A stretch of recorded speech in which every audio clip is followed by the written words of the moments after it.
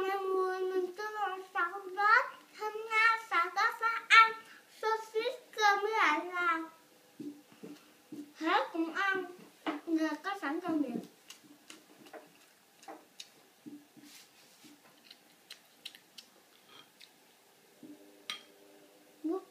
Sausage cơm.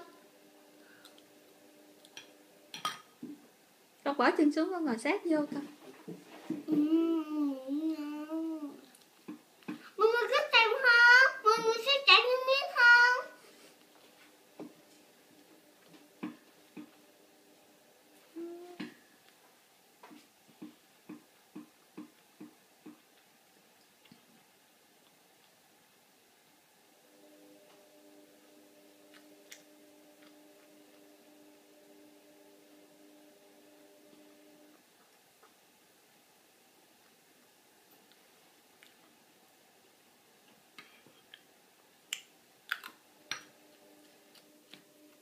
Nhai xấu quá, nhai không đẹp.